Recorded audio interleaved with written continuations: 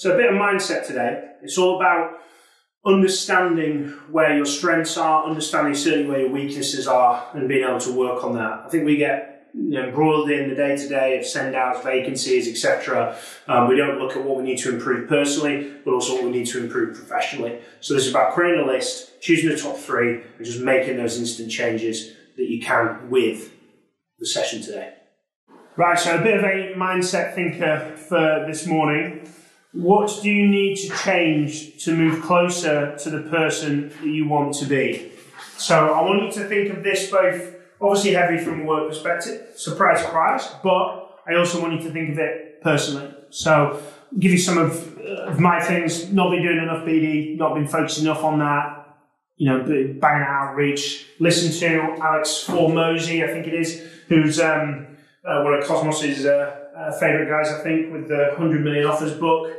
And he was just talking about 100 outreach every single day. So I listened to that podcast on the drive-in yesterday morning, and I reached out to well over 100 people yesterday. And I'll be doing exactly the same again today. LinkedIn BD messages, emails, etc., to reach out, calls, and mixing all those in. So I want you to think about every element of your life that you want to change, even if it's just minute changes, even if it's just getting up 5 minutes earlier to do an extra 2 minutes of stretching with our yoga king, Sean, or, if you're not getting up, you're not hitting that gym like you would be. If you're not doing enough BD, if you're not just getting 5 messages out a day, or, you said, do you know what, in the new year, I'm going to be doing this, this, and this, and that's just slipped by the wayside.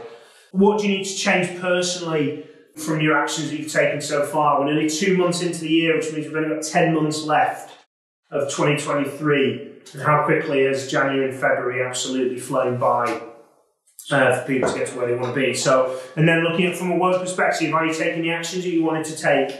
You might not be in the place that you want to be, because chances are if you got there, you probably want the next thing. But what are you missing? What have you not invested enough time in? What have you invested a lot of time in and it's just taking you longer than you would have thought for you to get there? Is it because you haven't trained in the 3 different areas that we always talk about: immersion, role play, education? Have we not done all 3 of those areas to drive the right things? Are you spending too much time reading over the script and not enough time doing role play and immersion? Are you getting enough experience of what you're looking to?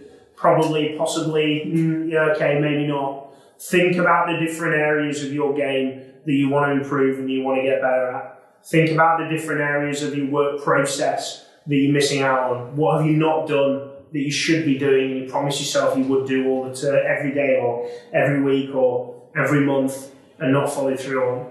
Who hasn't reached out to their warm contacts this month? Who hasn't dropped a message with something other than, have you got any jobs this month? How can you nurture those relationships? How can you reach out? How can you do something different? I'll give you an example. Ollie spoke to a guy who I've spoken to, really impressive, setting up his own fund.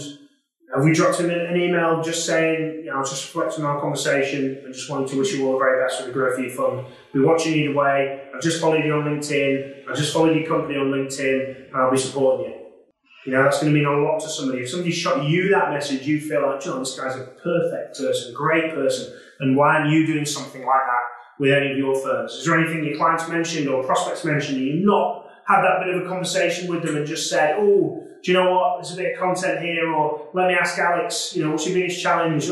Raising capital. We've got a podcast on it. We've spoken about different bits like that. How are you not doing that? Are you not doing that? Are you missing out on something like that? How are you not building relationships? If you're on the sourcing side, have you caught up some of the candidates?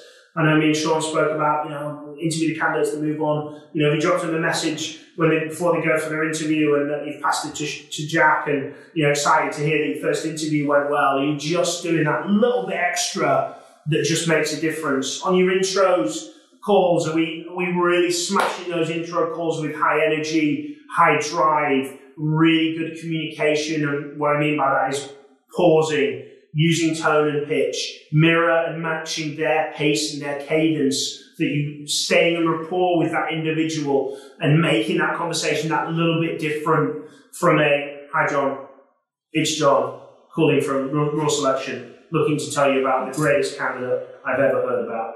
And I'm going to speak in the most monotone voice because this is the 44th voicemail I've left today. And I'm really tired of leaving voicemails. as opposed to somebody that's got that energy, got that excitement, got that differentiating factor, and therefore has something further. How are you going to drive and push some difference into all of that?